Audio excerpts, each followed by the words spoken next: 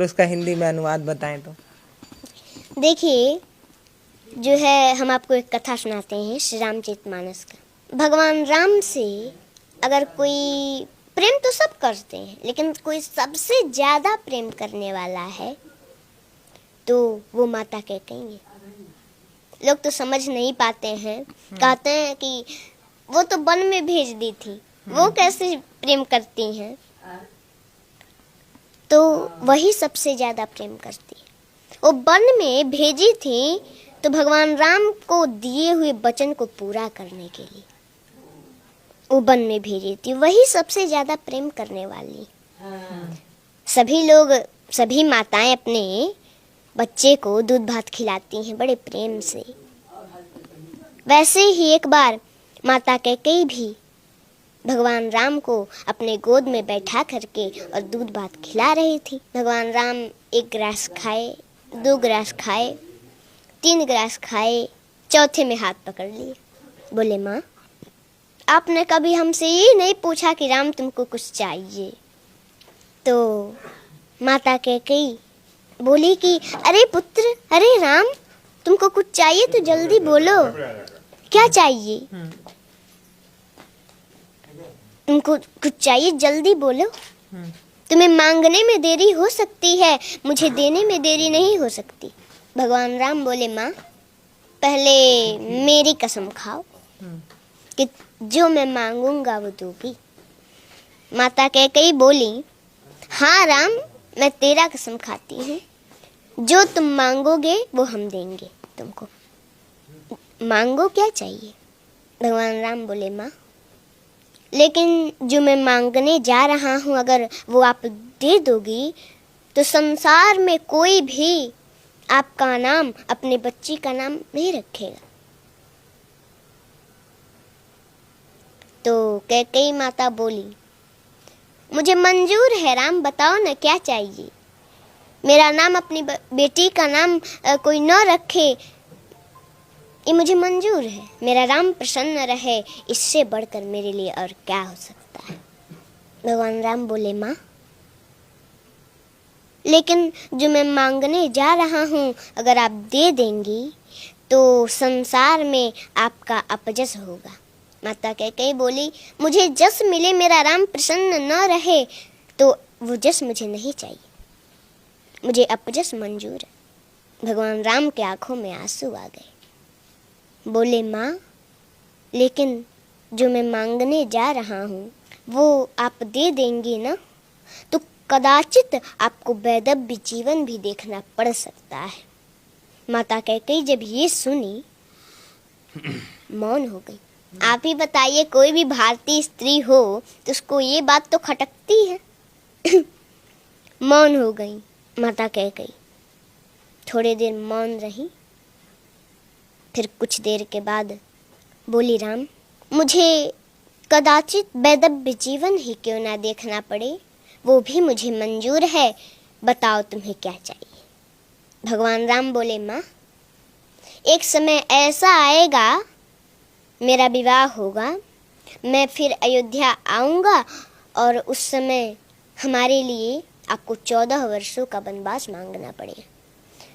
जब कैकेयी माता वनवास सुनी तो तुरंत धड़ाम से गिर पड़ी, जमीन पर बेहोश हो गई। भगवान राम ने जल से छींटा मारे तो कुछ देर के बाद होश आया। उठ के बैठी, थोड़ी देर मौन है, फिर बोली, राम, रो रही हैं। बोली, राम, देखो, मुझे अपजस भी मंजूर है, मेरा नाम, अपनी बेटी का नाम संसार में कोई न रखे ये भी मंजूर है। कदाचित तो ना देखना पड़े वो भी मुझे मंजूर है, लेकिन मेरा राम मुझसे दूर रहे ये मुझे कदाचित मंजूर नहीं है। राम, मैं तुम्हारे बिना 1 मिनट नहीं रह पाती। तुमने 14 वर्ष सोच भी कैसे लिया राम? ये वरदान वापस ले लो, मैं नहीं दूंगी, मैं नहीं दे सकती है वरदान। भगवान राम बोले, माँ, आपको ये वरदान देना होगा क्योंकि आपने हमारी कसम खाई है, और अगर मैं बन नहीं गया तो सरभंग ऋषि की जो है मांस गल चुके हैं, बस हड्डियां बची हैं जो कि अब सूख रही हैं। माता सेवरी, उनको हमारा दर्शन कैसे होगा माँ? उनको बन जाना पड़ेगा।